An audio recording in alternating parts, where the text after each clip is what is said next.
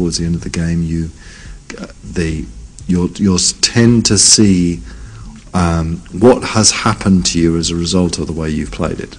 So we do this it's really cool thing. We've got something called purity and corruption. Good and evil, you change, your face changes, and you grow horns if you're evil, and you look more noble and sort of alabaster if you're good. But we've got purity and corruption as well. And if you're pure, you tend to be stood up really straight, and all your animations are much more graceful. Whereas you're corrupt, you tend to be more hunched over, and you'll sort of kind of walk along with a hunch. And though purity and corruption only comes out when you're older. Can I be evil but have people be attracted to me in this game? Because in the last game I felt like the morality, if I remember correctly, is that women were only attracted to me if I was really nice. And I'm not sure that's the way the world really works. I think it works the opposite. Well, yes. There are women that find nice people. Yeah. Okay, I've never met them. But my wife likes me. Right, okay, likes. No, we've found this is a very good point, is that, if you want to find an evil partner, you should go to a place called Bloodstone, which is on the south coast, and Bloodstone is populated by people who think evil is pretty cool.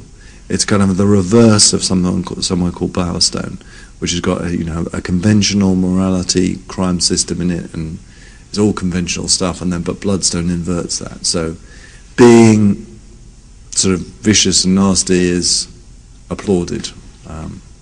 Do you see morality systems in games always necessarily having to be fairly binary? Or, because people always talk about applying shades of gray, but every time a developer tells me about that and then I play their game, I see that they've essentially had to go back to creating more of a black and white morality system, not your game obviously, but just sort of binary morality. And I wonder if that's because ultimately they need to be able to quantify things, they need to be able to show distinctions. Do you see an increased graying of the morality, or does it always kind of have to be a bit sifted apart? Well, here's the thing, there's a very simple way to answer that, is that in conceptual terms, good and evil is a very clear and well-defined and well-understood thing, which is great when you're designing a game, is that, good, if you're good, it's all about sacrifice and caring, and if you're evil, it's all about being selfish and uncaring.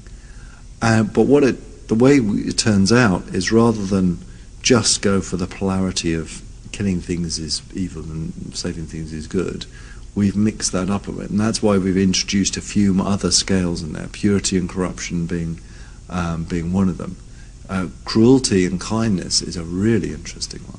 Now, you would naturally say kindness, that's good, and cruelty is evil. Well, actually, if you've got a child, you'll realise that sometimes you really do have to, to my son, when I say to him, no, you can't have, a chocolate bar for 2 minutes before you go to bed, he looks at me and says, Daddy, you're so cruel. Well, I'm actually being kind, and that's what's so interesting. If the end result is, it all boils down to good and evil, because otherwise it gets a little bit philosophically complex, but underneath the hood of there is judging what that is quite interesting. It comes into quite an interesting thing, and that we play out the cruelty and kindness. Just to try and, what I really want people to do is play this game. Some people play that and wouldn't give a damn. They're just going to go through, and they're going to be who they are going to be, and they're not going to think about it, and they're not going to turn the game off and go to bed and think about it. Other people will think, okay, what am I going to do here? This is a really interesting point.